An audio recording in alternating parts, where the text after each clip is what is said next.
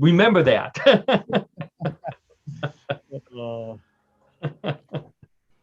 That laughter you hear in the background. Get ready to laugh because it is Tuesday and we are back this week for What in the World with. That would be me, Paul Seaburn. Hey, everybody. Absolutely. Thanks for tuning in.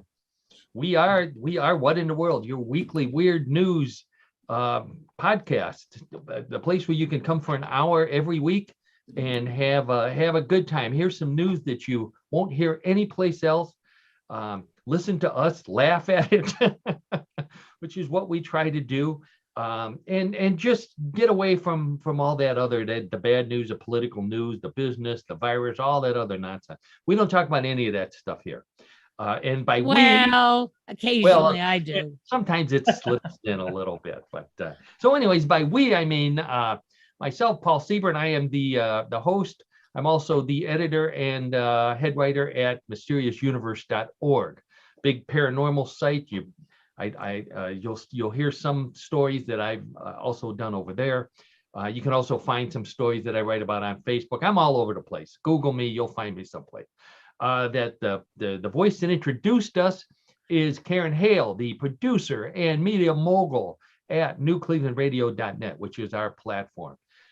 We are on everything courtesy of Karen, all the Apple and Spotify and you name it, we're there. We're on YouTube. So I will occasionally post a picture while we're talking, and I'll try to describe it for those of you who are listening to us as a podcast. But please come visit us on YouTube as well. And you get to see the funny stuff that we're talking about. Absolutely. And by we, I also mean John DiNallo, my old friend and our co-host and host of What in the World of Sports. Hey, John. Hey, Paul. Hey, Karen. Hey, everybody. Hey. John is also our trivia guy. And as I mentioned, John and I go back a long way to college.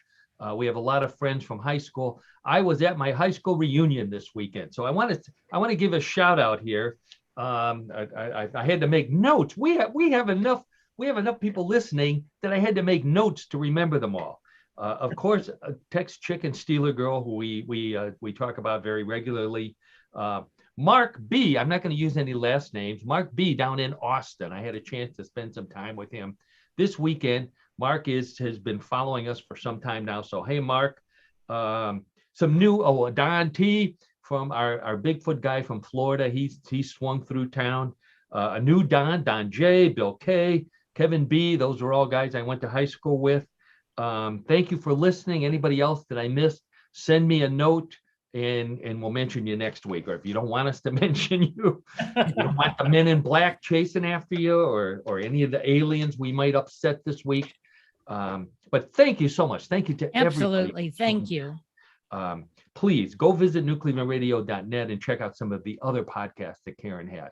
Great place to go to find many podcasts on subjects that you wouldn't consider listening to until you knew they were there. And then you'll keep coming back every week once you listen to us. And I just want you to know the hottest one we have out there. Yes. Is on swingers. Oh, really? Yeah, we did that last week. Monkeys? No. People swingers. People swingers. Yeah. Oh, and it wasn't on my show. Wow. Ooh, yeah. Check that out. Is that on YouTube? Yes, it is. Oh man! All right, visual aid. Just for that, we have to check it out. Let's go right now. We'll see you next week.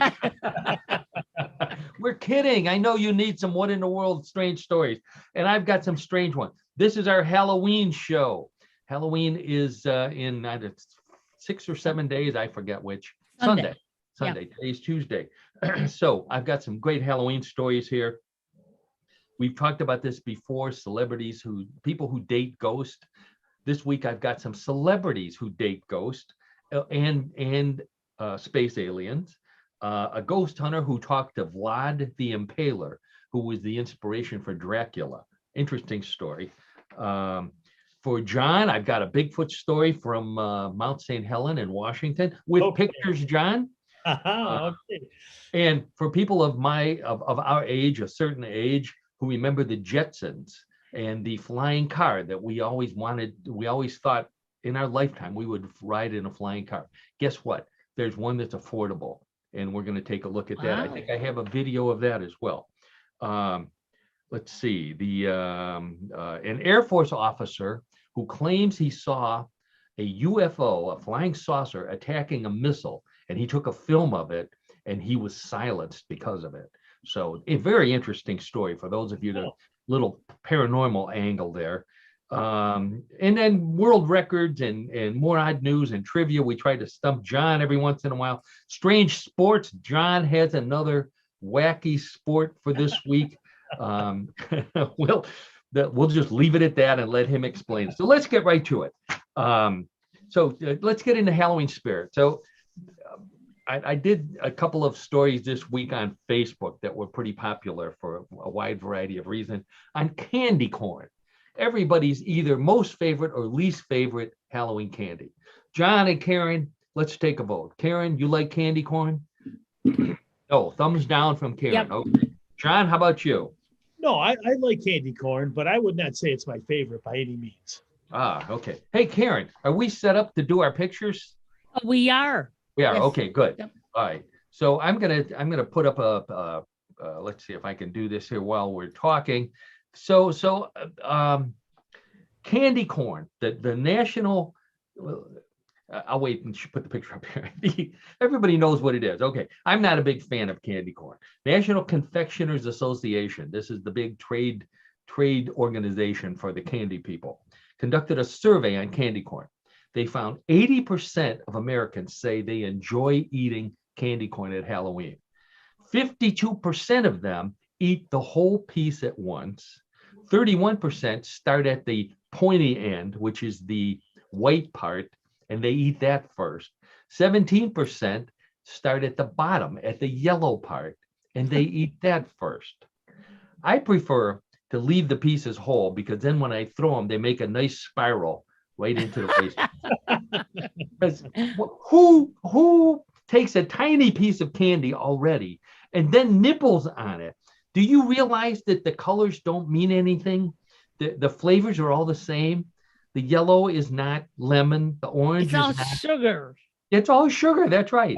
Right, sure. Yeah, John, I know you're not a big fan of there we go. There's some candy corn right there. So, people take Oreos apart. I understand taking Oreos apart and eating each layers separately. I think that's a good idea. The sections are all the same. It's like people who go to the salad bar. Remember salad bars? Yeah. I haven't seen a salad bar in ages. You order a salad, you get those little ears of corn. Have you ever seen anybody pick up that little ear of corn and eat it like a big? No. No, I would say I never have, Paul. Never have. You don't eat with the same people I do, John. That's what this is. That's what this is like. It's like going through the bag of M&Ms and sorting them out and eating each color at a time so that the other colors don't get upset because you're not paying attention to them. That's what this is like. They're not getting their feelings hurt. So, but I found out that there's people besides me who don't like candy corn. The Ferrara Candy Company, which makes Brock's candy corn, and that's this stuff right here. There you go. That's the bag that everybody knows. Brock's candy corn was hit by ransomware this week. Last week, couple weeks ago, October 9th, and it shut down their production facilities. That was that big cheer you heard coming from my house. Yeah. But the company assured candy corn fans that they got everything back up, they got the ransomware out, and there will be plenty of candy corn for the holidays. So, I'm trying to find out who would do something so dastardly as to put ransomware into the Brock's company and shut down candy corn. The only thing I could think of is it was 10-year-old boys who hate candy corn like I do, and they wanted more chocolate on Halloween. So Sounds good to me. Yeah, I think that's a great plan. So now they're worried that these kids are once they figured out how to get into the candy corn people, they're gonna start going after the people that make Necco wafers, because who likes Necco wafers? Oh, I didn't care for those. Never liked those. I know those are like the color never matched the flavor that you were tasting. That's Right. exactly right. And the flavor is mostly like plasterboard, if I'm not mistaken. That's an apt description. Yeah. And then black licorice. Now, I like maybe a piece of black licorice, but a whole bag or a package. I don't know. You guys like black licorice? I do. Oh, I You don't. do. I don't care You for it. you do realize, Karen, that you can overdose on that stuff. If Yeah. you eat it, it'll kill you if you eat enough of it. So Well, it will go right through me.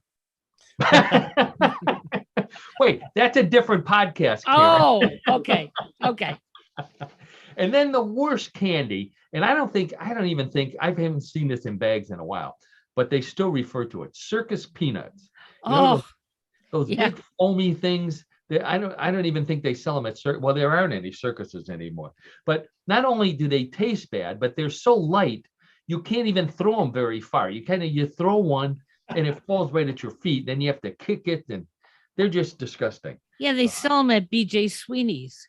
Do they really? Yes. BJ Sweeney's, for those of you who are not in Cleveland, Ohio, northeastern Ohio, where we're at, is a warehouse of old-fashioned candy. It is the greatest place to go to, unless you're diabetic or on a diet. All that great old stuff. So they have those. Oh, Yep. Geez, that's too bad. I'll avoid that aisle. So now I don't want the Brax people to get upset with me. So I want to, because they might want to sponsor us someday. Okay. So, but this is one more bad news. This is the worst candy corn story. It comes from Wisconsin. The meat counter at Jennifer Street Market in Madison, Wisconsin, is selling Halloween bratwurst. Now, why do they call it Halloween bratwurst? Let's take a picture of it here. It's bratwurst filled with candy corn. Oh God. I put a picture of that on Facebook. I got more negative comments than I had on. I am sick. Even politics doesn't get as many negative content. John, does this appeal to you at all? Not at all. Not in the least. Oh my gosh. Oh. This is so disgusting. Candy corn bratwurst that the German government ordered our ambassador out of the country. They said, you get rid of that stuff or you don't come back. Wow. They say you don't want to know how sausage is made. I do, because if somebody's putting candy corn in my sausage, I definitely want to know, because I'm going to order something else. And I love sausage. I just don't love candy corn. So I want to make up the candy corn people here real quickly. So new little trivia. I don't have my horn today for some reason. Okay, candy corn. Yeah. Oh, thank you. Here we go. Here it is. Okay, trivia time. For those of you who haven't seen the show before or heard it, candy corn was invented in 1888 by the Wonderly Candy Company, which I don't think is around anymore. But this should be a warning. The original name of it was chicken feed. Candy corn's traditional colors of yellow, orange, and white represent the colors of the fall harvest. Okay, I get yellow is corn, right? Orange, pumpkin, right? Mhm. What's the white fall harvest? Potatoes? I mean, I was trying to leaks. What onions? Onions aren't. I'm not sure what that is. So, anyways, Wonderly invented it. The idea was then stolen by the Goelitz Confectionery Company, which is now the Jelly Belly Company. So in 1898, they came out with it. They're still in business. They still make candy corn, but the number one maker of candy corn is the Ferrara Company and their subsidiary Brock's. Makes, get ready for this, 7 billion pieces of candy corn every Halloween. 7 billion. That is 85% of the candy corn market comes from Brock's. And we want to know why there's so many diabetics. And even worse, they're expanding to other holidays. Oh my gosh. Yeah. There's reindeer corn for Christmas, which is red and green. There's Valentine's Day Cupid corn, which of course is red and white. On Independence Day, there's freedom corn. I can't believe this. Red, white, and blue, obviously. Easter corn is bunny corn, of course. Comes in a variety of pastel colors, pink, green, yellow. And then the worst thing, I mentioned Oreos before. There's actually candy corn Oreos. You take the two chocolate wafers apart, and it looks like candy corn cream filling on the inside. There you go, Brox. Call me up if you want to sponsor the podcast. Absolutely. Wow. All right, I'm going to take that down for people who don't want to take a look at it. I think Thank you. we've suffered enough. There you go. So, all right. So we've talked about this before. Women who fall in love with something other than men, or women. Okay, and in many cases, it's aliens from outer space. Today, we're going to talk about ghosts, women who fall in love with ghosts, and men do too. So I don't want to sound sexist or anything like that. But today we're going to talk about women, and these are female celebrities who you may know. So the first one, and where do you go? This is the first question I always ask. Where do you go to meet a ghost? If you're a woman, you want to meet a ghost, you're tired of men. Is there a dating service for ghost? I found a couple. The OK Phantom is one. Haunting Me is another. And Coffee Meets Boogie. Coffee Meets Boogle. I misspelled that one. So we'll edit that out. Don't worry. Look at that. So anyways, why would a celebrity want to date a ghost? And I was thinking maybe because they don't want the paparazzi to know who they're with, because they're always taking photos. So they're walking down the street holding an invisible hand. The paparazzi don't know anything, so they don't know that they're dating a ghost. I thought that might be a good reason. So anyways, the first celebrity we're going to talk about is Kesha. Do either of you know who Kesha is? I'm getting blank faces here, folks. I'm going to say I no. have no idea. I'll give you a hint. She occasionally, when she first started out, the S in her name, Kesha, was a dollar sign. And she got a lot of publicity for going by the one word name, Kesha, with a dollar sign.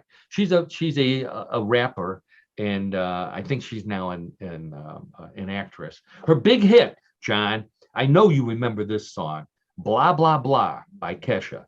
You don't remember that? I'm going to say no. I have to say no, Paul. Sorry. So anyways, in 2012, Kesha gave an interview with Ryan Seacrest. There's a name we know.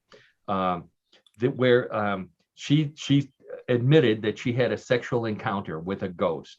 And she wrote about it in another song, Supernatural, where she's saying these lyrics, and I'm not going to sing like Kesha.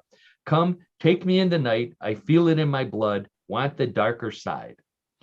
Now, so my first thought, having been married for a number of years, is that women generally complain when there's cold feet in the bed. If there's an entire cold being, aren't they going to complain about the entire process? I would think so. I know my lovely wife Donna certainly would. But it was good enough that she wrote a song about it. Then she goes to Joshua Tree National Park, which is a great place for seeing UFOs. And she looks up in the sky. She says, there's a bunch of spaceships. And she said right away, I wasn't drunk or high, which apparently is mandatory when you're a celebrity. So she saw 5 to 7 UFOs. And of course, she has sex with one of the aliens. And she wrote about that on another album. So she says, in this one, she writes, I'm waiting for my spaceship to come back to me. And the cover of the album is the naked woman with a spaceship over her head. So even I can figure this one out. She's waiting for her alien to come back. So it's the whole purpose of this. I was trying to figure out, why on earth are you suddenly coming out with all of this information for us? So she's on all these different shows. She's pushing, guess what, Karen, a podcast. Of course, yes. Yeah, Kesha and the Creepies, which is about ghosts. And then she's doing a television series called Conjuring Kesha, which is not only about ghosts, but she and her 3 friends go out into the wilderness and look for UFOs and paranormal stuff. And so my advice to Kesha is put the dollar sign back in your name, because I think that's what you're doing right now. I'd rather hear blah, blah, blah. Okay. So there's celebrity number one. Now, if that's not enough, and apparently, in order to be a celebrity, you have to go by one name. So there's a Kesha wannabe in England by the name of Brocade. A nice name, Brocade. I don't know if I would name my child Brocade, or No. if why you would pick one. So she is wait, I got to read this, a goth singer, fashion designer, personality. So she's all those things, which means she doesn't do any of them very well. I'm just kidding, Brocade, if you're listening, from Oxfordshire, England. And she says she wasn't looking for a relationship with a ghost, okay? But one night she was restless, and as she's tossing and turning, she says, all of a sudden, and I have to read this. All of a sudden, I felt a warm sensation in my heart. It was burning hot. I touched my chest, and it was roasting, clammy almost. And the warm sensation ran down throughout my body. This doesn't sound good. Then the whole room felt cold. It felt like someone was present. I couldn't see anything. I reached for the bedside lamp, and something grabbed my hand to stop me. That something, of course, was the ghost, Eduardo. Wow. Yeah. The 35. So she says, Eduardo, when did you die? And he said, he's from the Victorian age, so that's like the 1700s. What did you do, Eduardo? He says, I was a soldier. How did you die? I fell down a well. Now, this should have been a warning sign to Brocade. This ghost comes to visit you. He fell down. He's a soldier, but he fell down a well. He didn't die in battle. Didn't die trying to save a damsel in distress. He fell down a well. Let Lassie have him. Go find another ghost. What on earth? So, and he doesn't make a good impression, she wasn't too happy with him at the beginning, but then he said, I love you. So then, okay. Then she goes and takes a shower, and all of a sudden she sees hearts in the on the door of her shower, little hearts. Now she didn't see a finger making the heart. All she saw was the heart. So she decides to stay with him. And of course, the one more thing she says, the spine-tingling sex. So, okay, if that's what you're looking for from a ghost. So she claims Eduardo inspires her songwriting, but he's jealous. And even if she writes a song about another, a human being, he gets extremely jealous. Then she makes the mistake of telling her family that she's dating a ghost. Not a good idea. So her family wants to bring an exorcist over to the next dinner party. So now she can't invite them over because and Eduardo, of course, he's terrified because he'll go back in the well, and he doesn't want to go back in the well. So she says she's not in this for the money. She's not publicizing this because of she has a podcast to promote or a record deal. She's trying to help people who are having trouble with relationships with humans or with people of normal genders. So she's trying to help the groups that are coming out that are having gender issues, and I can appreciate that. But she's also trying to help ghosts. She says there are ghosts that are having trouble in the afterlife, apparently finding dates. So Wow. if they're having trouble, she wants to help them out too. So that sounds like a good business to me. As long as the ghosts don't pay in Bitcoin. I mean, I want PayPal or cash. Cold cash, which is what you would get from a cold ghost, I would think. Yep, you got it. So she does an interview, and they ask her, what does Eduardo think about all this? You doing all this other stuff. And she says, my biggest fear is that he'll expect too much from me and kill me, so I'm a spirit too. Now, if falling down the well wasn't a warning sign, this is it. Go run, don't walk, run to an exorcist, run away from this house, to anything, but run away from Eduardo. Wipe off the steam heart. He doesn't mean it, throw out the dead flowers, get a new relationship. So those are two Halloween stories of celebrities dating ghosts. There you go. That's very different, Paul. Very different.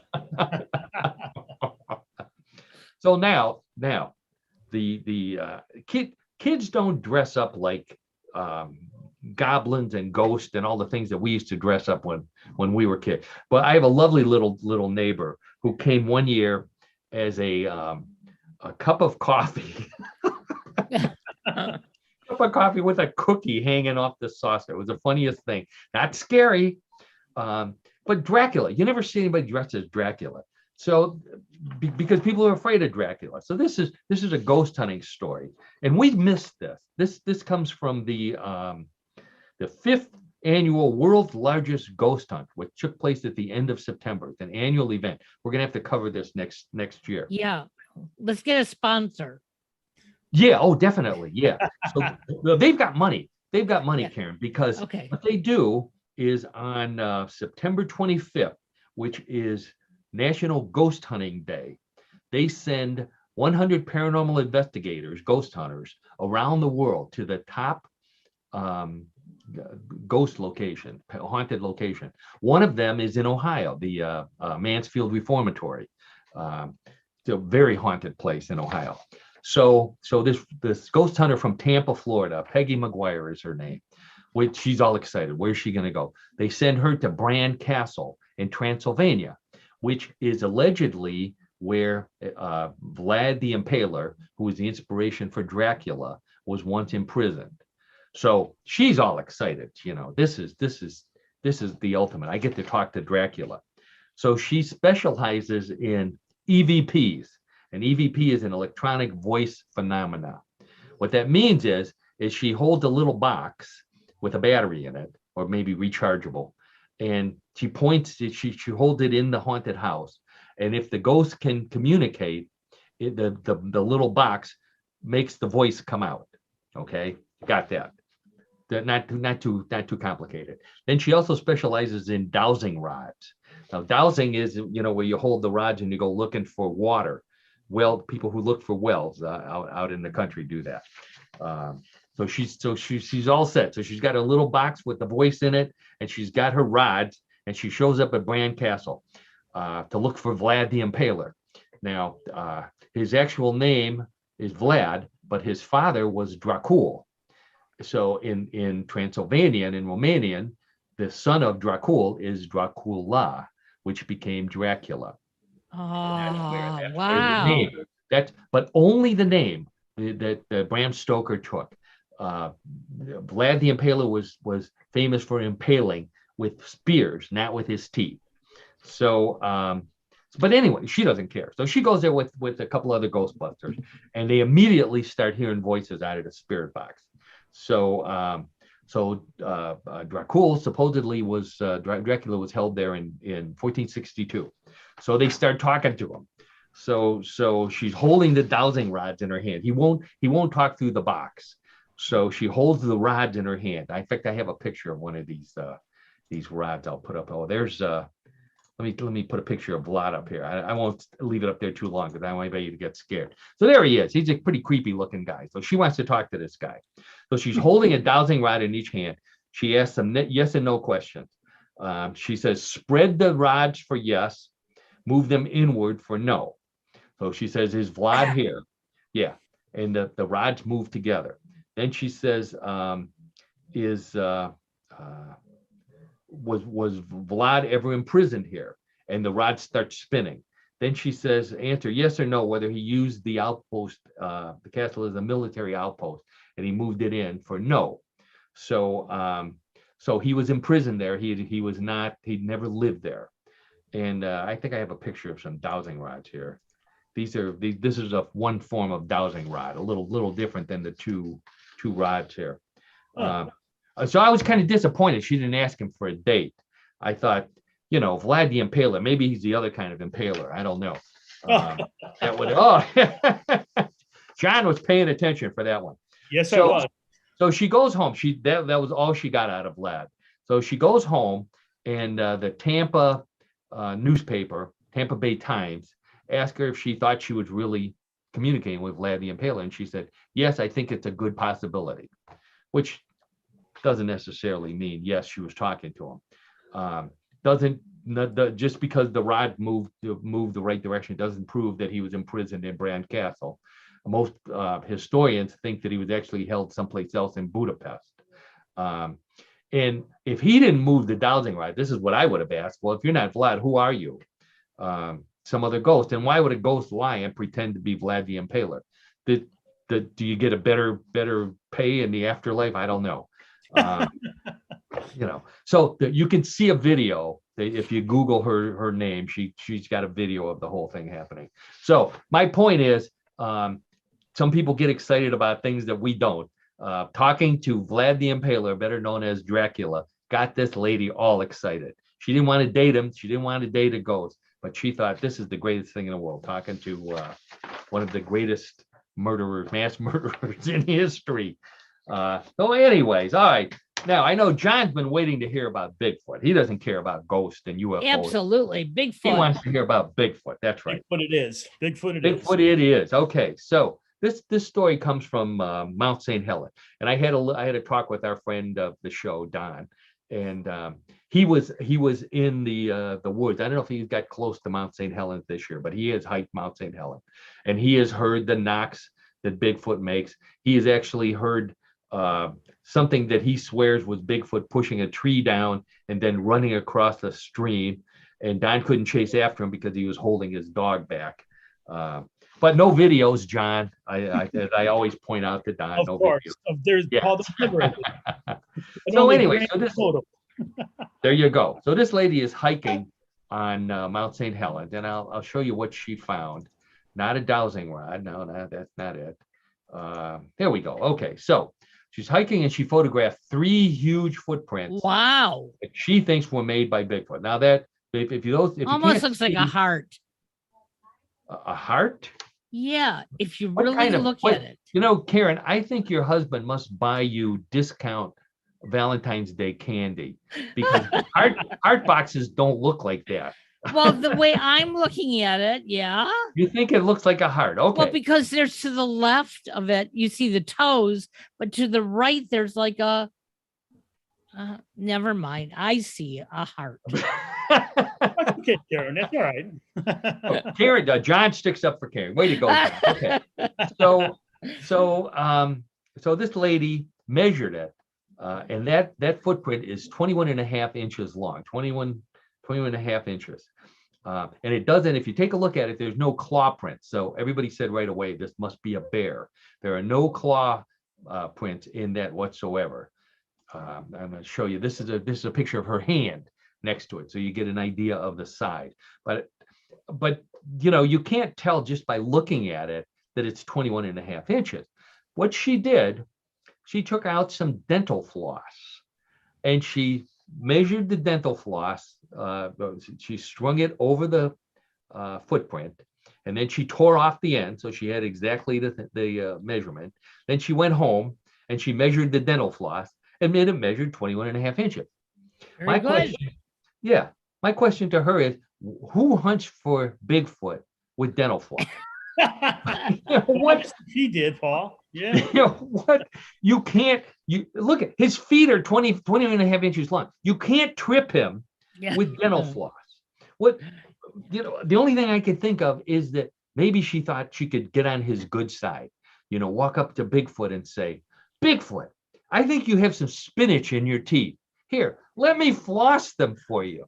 Like it's a lion with a thorn in his paw. Yeah. Like Aesop. And she's going to do him a favor and he won't kill her. Why else would you have dental floss when you're looking for Bigfoot? I don't get that. Don't anyway, know.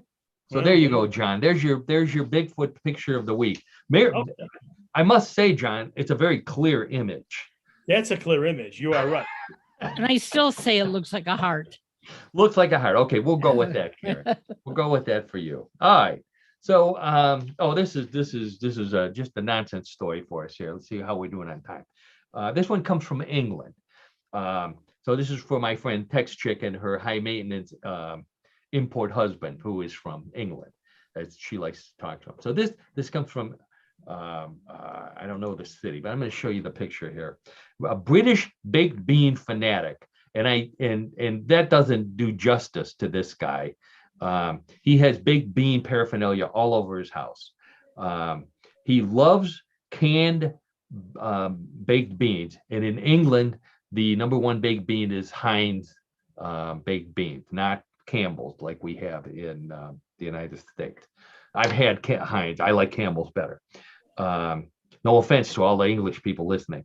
So he's so excited about baked beans. He's legally changed his name to Captain Beanie. And he has wearing yellow tights, the color of the baked beans. He's got a cape on. He's got glasses on that are the gold color like the bean. And for those of you who can't see, he also has an alien standing next to him. Yep, he does. Yeah. With beans, a bean necklace around his neck. But I'm quite interested because Heinz baked beans Yes. are kosher. Oh, they are kosher. They are kosher. Well, so so that means there's no little piece of white substance that's supposed to be pork in them. No, because they're vegetarian. Vegetarian baked beans. Okay, Yes. well, I did not know that. So you might want to talk to this guy, Karen. Maybe get him on a podcast.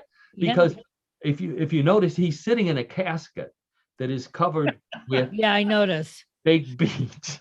So he says he wants to be, when he dies, he wants to be launched into space in his baked bean coffin so that aliens, of which he has one standing next to him, can take him to planet Venus, which apparently is where beans must have originated. I don't know. Okay. Now, if he's eating all these beans, it's a good guess how he's going to power the rocket. Yes. To get out into space. Interesting guy. Yeah. Now, I think, John, you've been to England, have you not? Yes, I have. Yes, I have. And Karen, I don't know if you've been to England. Technically Ireland and Scotland, not to England itself. Okay, to the United Kingdom. UK. Or if you've eaten at an Irish pub, for example, in somewhere in the United States, breakfast includes beans. The United Kingdom is the only place in the world that I'm aware of where breakfast includes beans. Also includes mushrooms and some other odd things.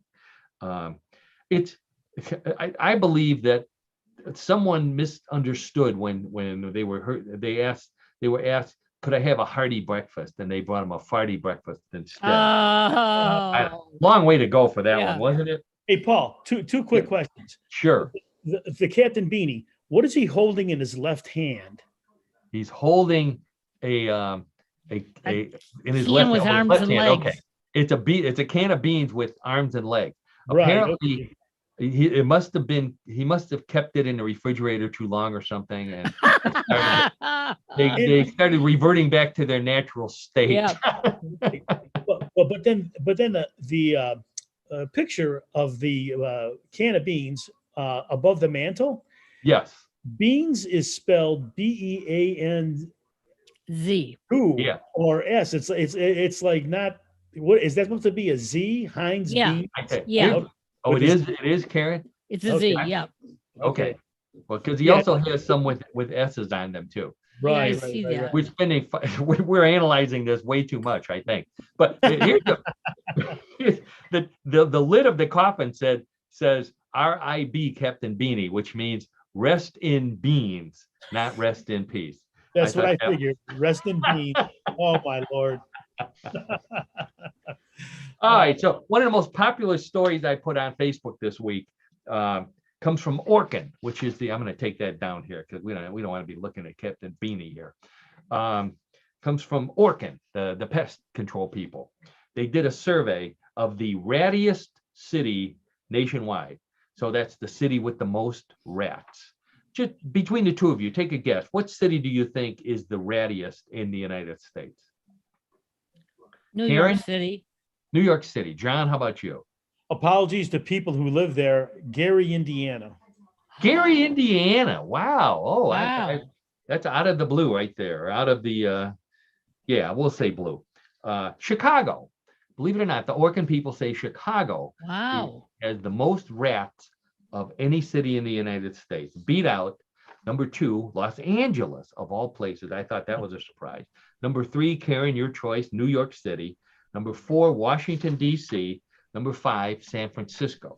Now, I did some research. I found out that Washington would have won as the rattiest city, but members of Congress are not considered permanent residents. I was going to go there. Saw that one Yeah. coming. Guess what? Cleveland is on the list. I could not believe this. Number 6, Baltimore. Number 7, Philadelphia. Number 8, Detroit, Karen. Number 8. Yeah, I can believe Number it. 9, Denver, the Mile High City. How do they breathe in the Mile High City? And number 10, Cleveland. Now, I thought that, the biggest rat left Cleveland when Art Modell moved to Baltimore. But apparently, I get a sports joke in there. But apparently, we have more rats than I realized. Yeah. Not exactly good news. No. No, not really. Oh my Right. God. All right. So now, people of a certain age, which is us, growing up in the 60s, one of our favorite cartoons was the Jetsons. George Jetson, his wife, what was his wife? Wilma? No. Judy. His son Leroy, his daughter is Judy. Daughter's Judy. Yeah. Then sing the song. Everybody that's listening to the podcast is singing the song in their head, and they get to that line. Jane, his wife. His wife Jane. Jane, All right. Okay, so we all thought that the coolest thing about that show was the flying car. The glass dome lifts up. They all jump in. The glass dome, even Astro, the dog, they all go flying away, and it parks right in their driveway, and there's space in the garage. We thought for sure by the time we reached our age, there would be flying cars. Where are they, John? Where are our flying cars? We don't have them yet, Paul, unfortunately. We do. They're in Sweden. Believe it or not. Sweden. A Swedish company, and their name is Jetson. I don't know how they got the rights, but they got it. They announced the availability of the Jetson 1 electric flying car, $92,000. Very affordable compared to cars today. So the question is there room for your Jane and Elroy and Judy and Astro? So I've got some pictures of it. In fact, I think I have a little film here. So let's take a look at so there's your flying car right there. Let's hear a little bit about this. So this is a working electric vehicle takeoff and landing, eVTOL aircraft. They invented it 3 years ago. They worked on it for 3 years. It's now ready to go. Now it looks, if you can't see a picture, it's a one-seater. It looks like a giant drone. There's, I think, 8 arms, 8 propellers that propel it straight up, forward, backwards, all different directions. $92,000. That's what it costs. You don't need a pilot's license. You don't even need a driver's license to fly this. You just jump in. Well, you don't quite jump in, but because you have to assemble it yourself. That's how they're keeping the cost down. It comes partially assembled. But it's, I think I've got one in the air here. Yeah, there's one flying right there. Wow. It looks a little tight. The weight limit, I think, is 210 pounds. So if you weigh more than 210 pounds, go on a diet, and then you can fly the Jetson 1. I think I've got a video right. That's George Jetson. So there's George and dropping Elway or somebody off at school. By the way, a little bit of trivia on George Jetson's car. The cartoon came out in the early 1960s. His vehicle is based on a concept car from Ford Motor Company, and I do have a picture of that. If you guys aren't on YouTube, take a look or Google the 1954 Ford concept car, the FX Atmos, ATMOS. This is an absolutely gorgeous car, typical 50s car. It has huge fins in the back. Big, it's probably 3 times the length of any car you'll see on the highway today. And the lady who's driving it doesn't have to worry about any post blocking her vision, because the entire hood of the car, the above her, the roof, is a glass dome. That is just a beautiful car. I wish they had come out with that. Yeah. It would have cost more than $92,000, I'm sure. I'm sure. Yep. Yeah. So back to the Jetson 1. Unfortunately, the battery limit is 20 minutes. So you're not going to be flying to the moon. You're not going to be flying. You probably won't make it back from the grocery store in 20 minutes. But it's a start. And that's the thing. It's a start. And you can get one today for the low price of only $92,000. And just to show you how many people are interested in flying cars, they're already sold out. Their entire supply for 2022 next year is sold out. So you have to place your order for 2023. Yeah. So pretty impressive. I think that I certainly am saving my money.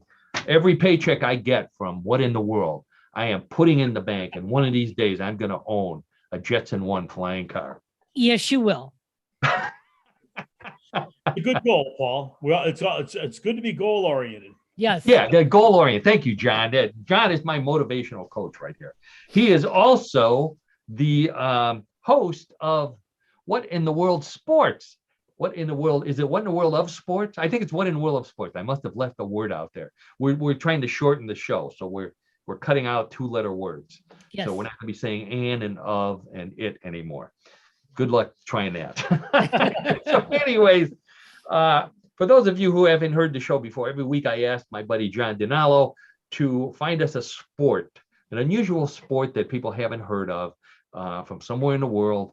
Sometimes I ask him to find something that we can participate in. Maybe we could start a league of this particular sport in Cleveland and make some money off of it. And John always ignores me and finds the absolute strangest sport that we would have. We're either too old or too chicken to do.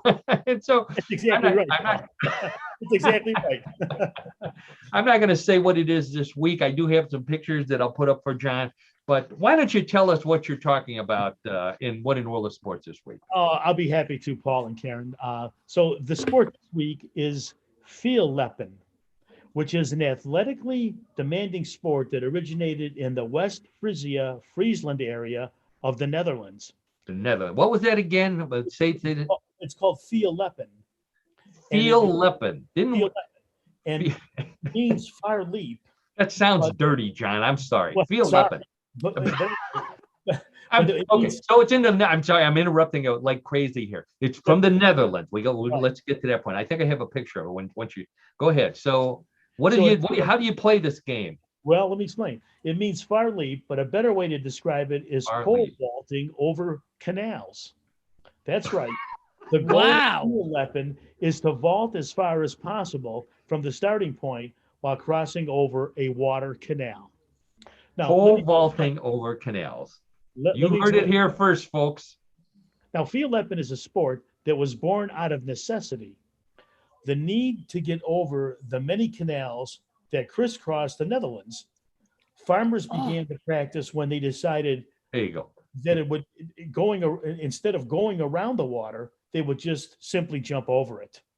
Now, there are written records of Vielleppen dating all the way back to the 1200s and paintings of people Viellepping their way across the open fields. So I just put a couple of pictures up, some old black and white photos of people.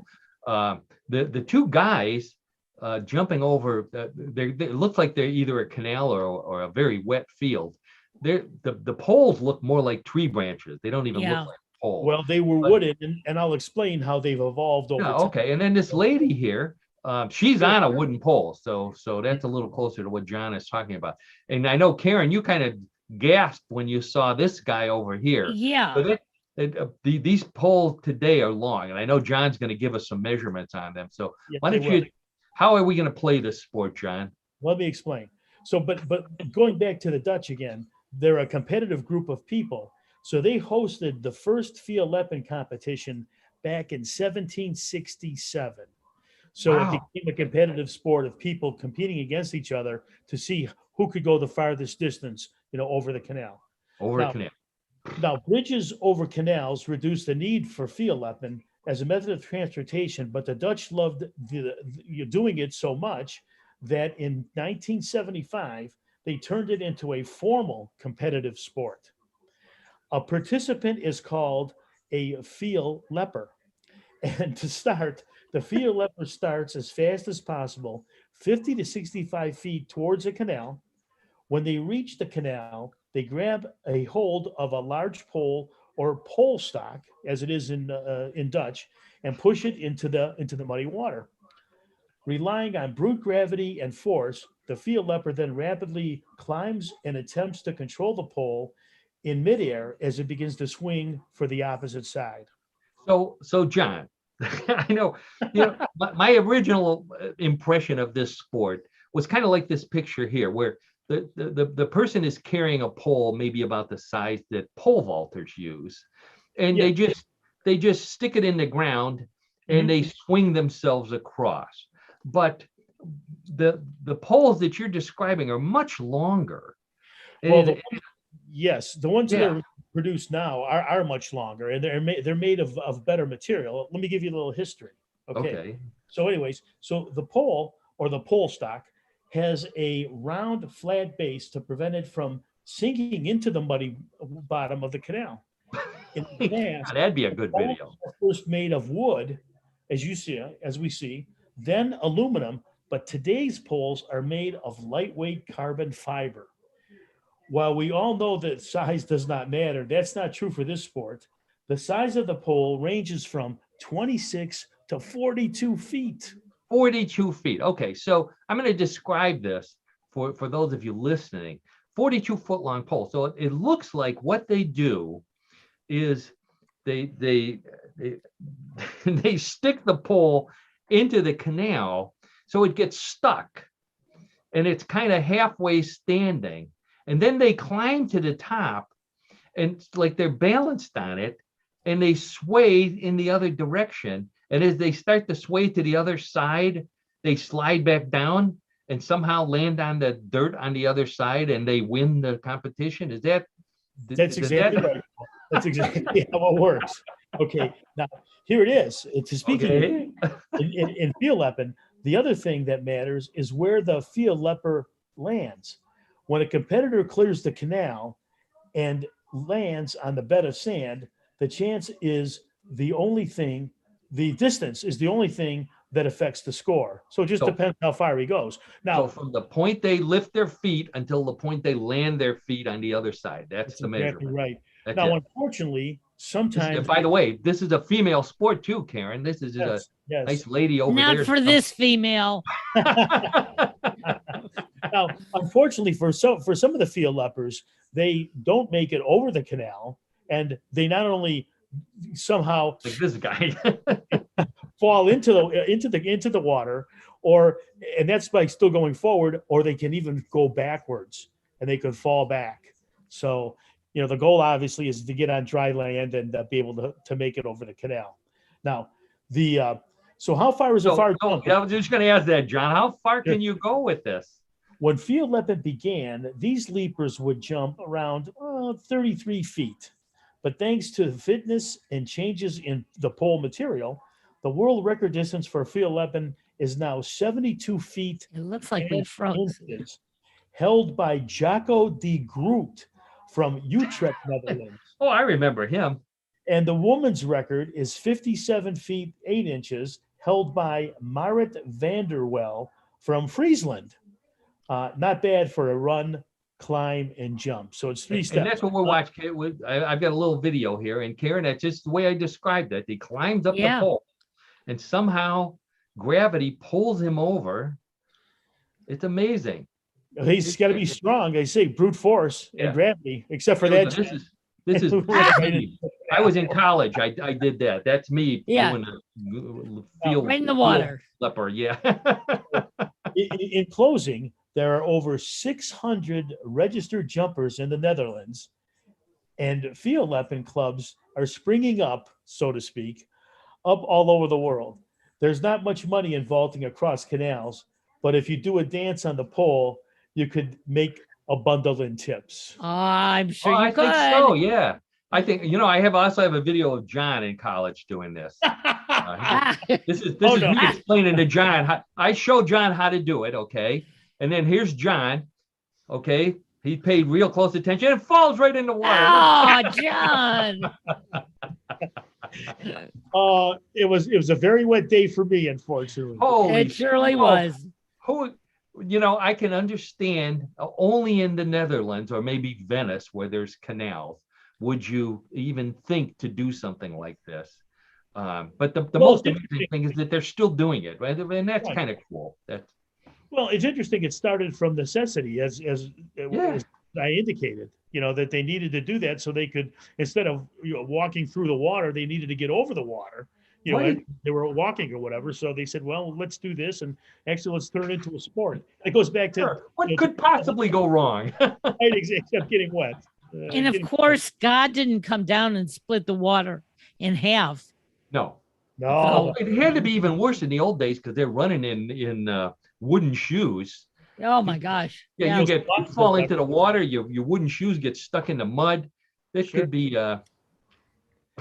I wonder if they wager on that sport. Anyway, that looks like something you would wager on.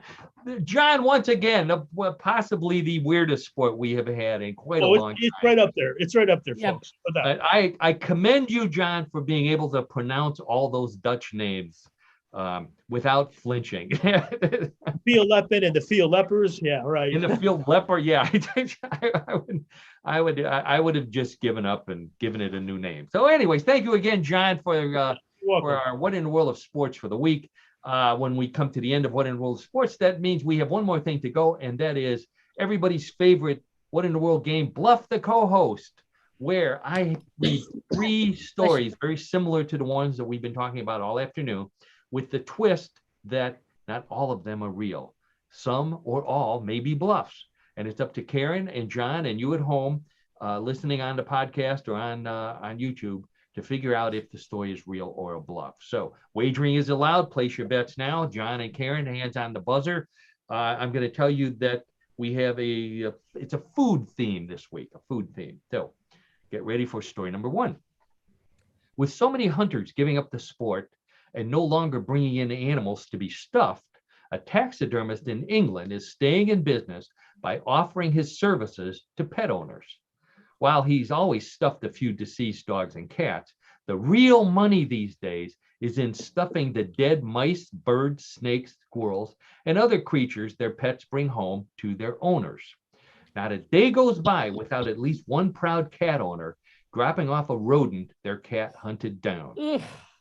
The fee is much less for the small stuffed critters, and he offers to mount them on wall plaques, stands, or even hang them from strings so the pets can play with them like stuffed toys.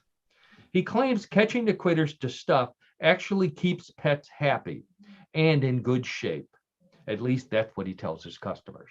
So the taxidermist in England who stuffs the dead rats and mice and birds that pets bring in so that their proud owners can show what good hunters their pets are. What do you say, Karen? Real or bluff? You know how the British are. Yeah. Eating beans for breakfast. I'm very sorry that I have to answer it this way, but I have to say, I sure as hell hope this is not real. Oh, Karen doesn't think even the British wouldn't do something like that. Okay. I hope. Karen says it's a bluff. John, how about you? Well, I'm going against the grain on this one. I'm gonna say it's real.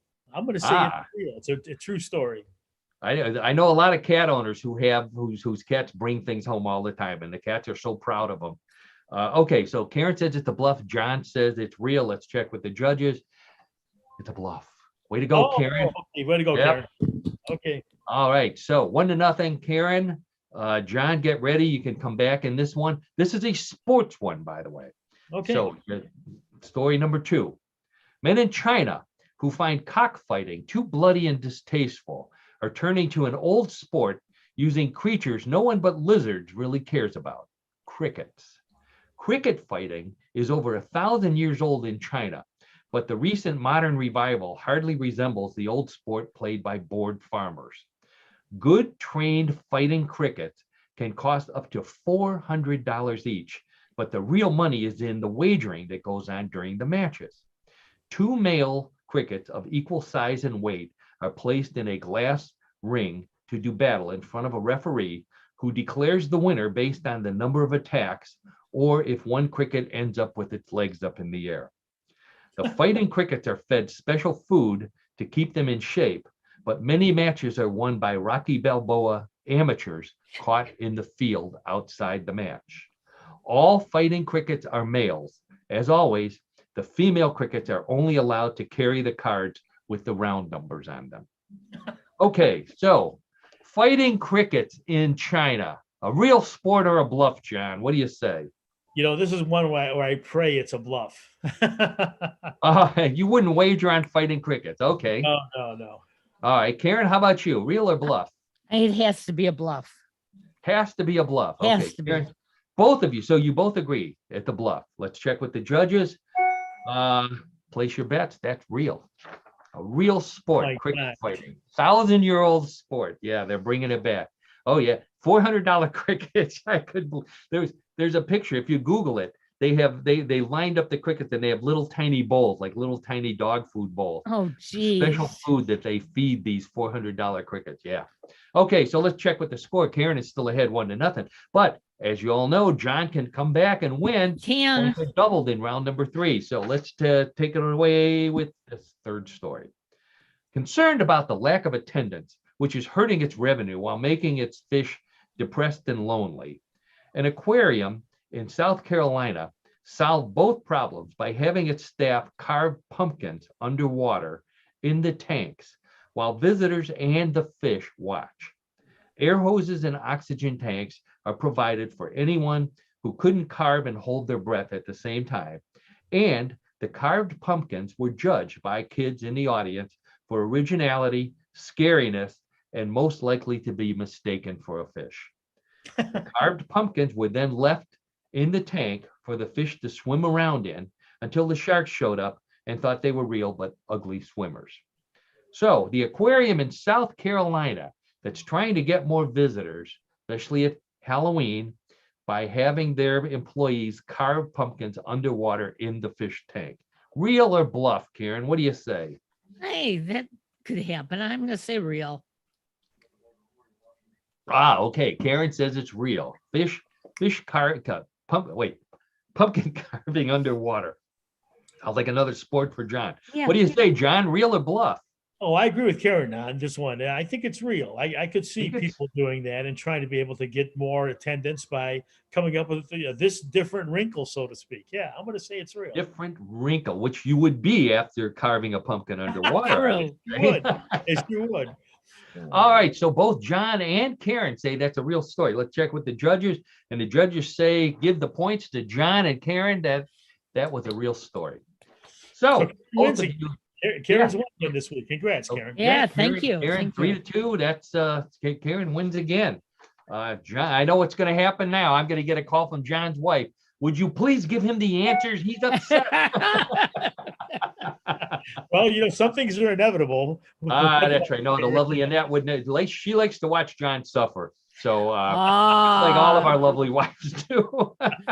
So anyways, congratulations anyways. It's always fun to play Bluff the Co-Host. Absolutely. Both of you and everybody at home. I want to thank my old friend John DiNallo, as always, for stopping by with a great sports story and color commentary. See you next week. Karen, as always, thank you for everything you do at newclevelandradio.net. Everybody go visit newclevelandradio.net, listen to us, download all the great podcasts Karen has. And most importantly, I want to thank everybody who's tuning in, especially the new people, my old friends from high school. Thanks once again. It was great seeing everybody the past weekend. I hope we can do it again soon. If you got some weird stories, you've got my email address now. So by all means, send them in. We'll mention you again. And I think that's it. I think we'll wrap it up for today. Everybody have a happy Halloween on Sunday. Be safe. Be safe.